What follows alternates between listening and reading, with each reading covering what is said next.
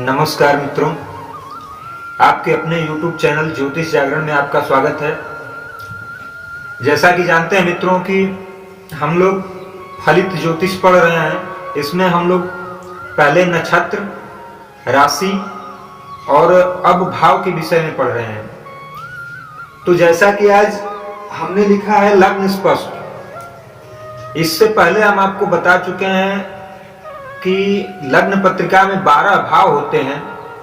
जैसे एक लग्न पत्रिका बना दे रहे हैं आपको यहाँ पे।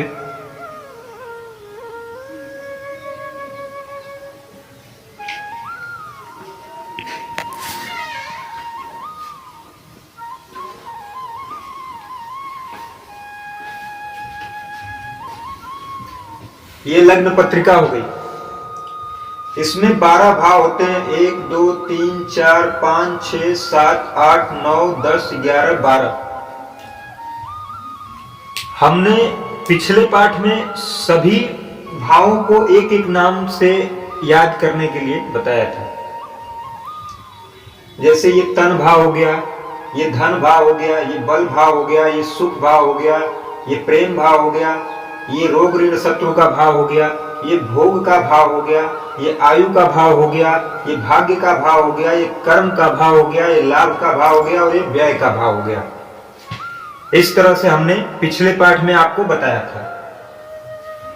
अब इसमें जो अंक लिखे होते हैं, हमारी जिज्ञासा होगी कि वो अंक कैसे होते हैं। जैसे ये हमने यह तो बता दिया कि ये पहला भाव होता है, दूसरा होता है, तीसरा होता है, चौथा होता है। इस तरह से सारे भावों के बारे में बता दिए।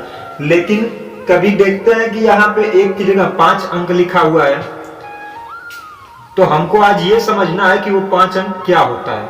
तो हमने आपको बताया था जैसा कि ये लग्न होता है, तो हमको यहाँ पे जो राशि रहेगी वो लग्न की राशि रहेगी। अब हम ये समझें कि लग्न क्या होता है। तो मित्रों, जब जातक का जन्म होता है, जातक के जन्म के समय पूर्वी क्षितिज पे जो राशि उदित होती है वही व्यक्ति का लग्न होता है। जिस समय जातक का जन्म हो रहा है उस समय पूर्वी क्षितिज पे जो राशि उदित होती महसूस होगी वो लग्न होता है। तो अब हम ये समझें कि यहाँ पे लग्न कैसे समझें कि लग्न कौन सा है। तो एक उदाहरण के लिए बता रहे हैं मित्रों कि जैसे हम लोग मकर संक्रांति का त्योहार मनाते हैं। सभी लोग मनाते हैं, लेकिन बहुत लोग जानते होंगे, बहुत लोग उसके बारे में जानते भी नहीं होंगे कि मकर संक्रांति आखिर में है क्या। तो मकर संक्रांति सूर्य जब मकर राशि में प्रवेश करता है जिस समय, उसको मकर संक्रांति कहते हैं। सूर्य हर 30 दिन बाद एक राशि में प्रवेश करता है। हर राशि की संक्रांति होती है। जैसे मकर संक्रांति है वैसे कुंभ संक्रांति होगी, वैसे मीन संक्रांति होगी।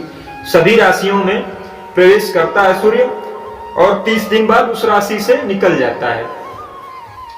लेकिन मकर संक्रांति प्रसिद्ध त्योहार के रूप में मनाया जाता है। उसका कारण यह भी है कि उस दिन सूर्य जो है दक्षिणायन से उत्तरायण भी होता है। तो सूर्य के उत्तरायण होने की खुशी में हम लोग मकर संक्रांति का त्योहार मनाते हैं। अच्छा, आइए इसमें समझते हैं। जैसे ये पृथ्वी हो गई और ये हमारा राशि चक्र हो गया। इसको हम मान के चलते हैं, मान लीजिए ये पूर्वी क्षितिज है। इस राशि का ये पूर्वी क्षितिज है। ऐसे 12 भागों में अगर राशि बटी हुई है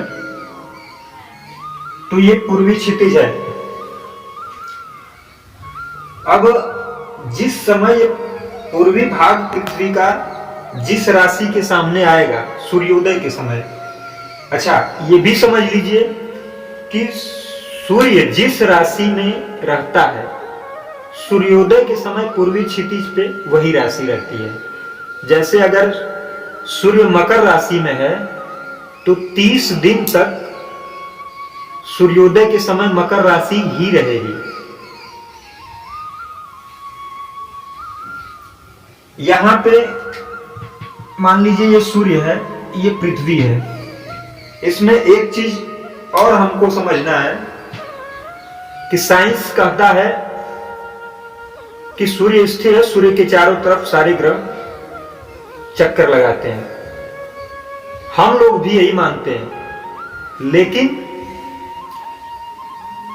ज्योतिष में हम जो अध्ययन करते हैं उसको पृथ्वी को केंद्र मान के अध्ययन किया जाता है। हम लोग यहां पे भू केंद्रीय पद्धति से अध्ययन करते हैं। तो हम लोग ये मानते हैं कि पृथ्वी जो है अपनी धुरी पे चक्कर लगाती है। जो हमको यहाँ पे पृथ्वी की गति भी देखनी है और सूर्य भी घूम रहा है उसको भी देखना है। तो पृथ्वी अपने धुरी पे 24 घंटे में पूरा एक चक्कर लगा लेती है। तो राशियां 12 हैं और पृथ्वी 24 घंटे में एक चक्कर लगाती है। तो 12 दूना के 24 मतलब कि एक राशि में पृथ्वी का समय 2 घंटे का होगा। मतलब 2 घंटे में एक राशि को पृथ्वी क्रॉस कर जाएगी, गत करेगी। तो अगर हम ये मान के चलते हैं कि किसी जातक का जन्म 14 जनवरी के आसपास हो रहा हो, 15 जनवरी को हो, 14 जनवरी को हो, 16 जनवरी को हो, 20 जनवरी को हो, तो उस समय पूर्वी क्षितिज पे जो है वो मकर राशि रहेगी। यहां पे मकर लग्न लिखा जाएगा। मकर 10वीं राशि होती है। तो जब हमको लग्न अगर स्पष्ट हो जाता है कि ये लग्न 10वां है, तो उसके बाद हम लोग बाकी राशि अपने आप भर लेते हैं। 10 के बाद यहाँ 11 कुंभ हो गया, 12 मीन हो गया, 1 मेष हो गया, 2 वृषभ हो गया, 3 मिथुन हो गया, 4 कर्क हो गया, 5 सिंह हो गया, 6 कन्या हो गया, 7 तुला हो गया, 8 वृश्चिक हो गया और 9 धनु हो गया। तो हम लोगों को अगर लग्न स्पष्ट हो जाता है तो ये पत्रिका हम लोग फिर यहाँ पे लग्न की राशि भरी जाती है, बाकी सारी जो है ये और राशियां भरी जाती हैं। अब यही मान लीजिए 14 जनवरी से, अगर 14 जनवरी को सूर्य मकर राशि में होता है तो सूर्य जो है एक दिन में 1 डिग्री चलता है और एक राशि 30 डिग्री की होती है। तो इसका मतलब एक राशि को गत करने में सूर्य को 30 दिन का समय लगता है। तो अगर 14 जनवरी को सूर्य मकर में संक्रांति करता है तो 14 जनवरी से 14 फरवरी तक मान लीजिए कि वो मकर राशि में रहता है। तो सुबह के समय जो पूर्वी क्षितिज पे राशि हमको मिलेगी वो मकर राशि मिलेगी 14 जनवरी से 14 फरवरी तक। 14 फरवरी से 14 मार्च में वो फिर मकर के बाद सूर्य कुंभ राशि में चला जाता है। जब ये मकर राशि का आर्क हो गया, अब सूर्य जो है, पृथ्वी जो है वो पश्चिम से पूरब की तरफ घूमती है, पृथ्वी इधर से इधर की तरफ घूमती है और सूर्य जो है वो पूरब से पश्चिम की तरफ घूमता है। तो 30 दिन में सूर्य जो है इस राशि से निकल के मकर राशि से निकल के 30 दिन बाद जो है सूर्य कुंभ राशि में चला जाएगा। तो अगर सूर्य कुंभ राशि में चला जा रहा है तो 14 फरवरी से और 14 मार्च के बीच में सूर्य जो है वो कुंभ राशि में होगा। तो उस समय सूर्योदय के समय जो लग्न हमको मिलेगा वो कुंभ का मिलेगा। अब किसी बच्चे का जन्म मान लीजिए कि 14 जनवरी को 4 बजे शाम को हुआ, तो हम लोग कैसे समझेंगे कि हमको कौन लग्न मिला? तो मान लीजिए 7 से लेके 9 तक मकर लग्न है, 9 से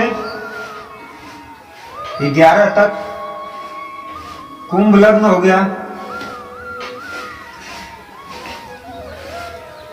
11 से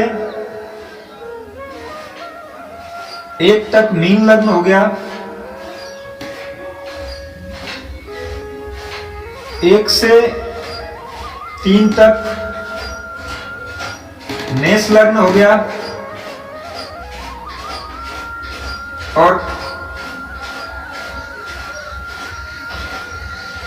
3 से 5 तक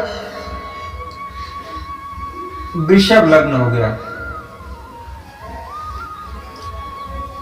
तो अगर बच्चे का जन्म 4 बजे के लगभग हुआ है तो यहां पे 10 की जगह 2 नंबर राशि लिखी जाएगी।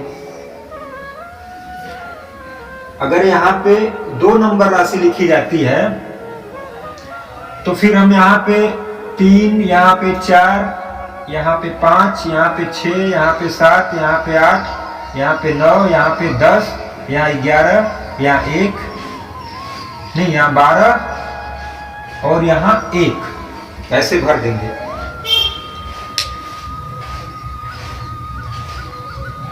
अब अगर सुबह का जन्म होता है, यहाँ मकर लग्न होती है, तो सुबह के जन्म में सूर्य यहां पे रहेगा पत्रिका में। लेकिन यही यही जब 4 बजे जन्म होगा तो मकर लग्न यहां आ गया है, तो इसका मतलब सूर्य 4 बजे यहां पे रहेगा। आशा करता हूं दोस्तों आप लोगों को लग्न स्पष्ट ये समझ में आया होगा। बाकी लग्न स्पष्ट वैसे गणित ज्योतिष में गणित के द्वारा किया जाता है। ये एक सरलतम तरीका है समझने का कि लगभग उस समय कौन सा लग्न रहेगा। अगर आपको पाठ अच्छा लगे तो लाइक करिए, सब्सक्राइब करिए, और लगे कि और लोगों तक भी ये संवाद पहुंचना चाहिए तो आप शेयर भी कर सकते हैं। हो सकता है कुछ और लोगों को इसका फायदा मिले। बाकी अगर कहीं कोई चीज ना समझ में आए तो आप कमेंट भी कर सकते हैं, हम प्रयास करेंगे उत्तर देने का उसका। हर हर महादेव। धन्यवाद।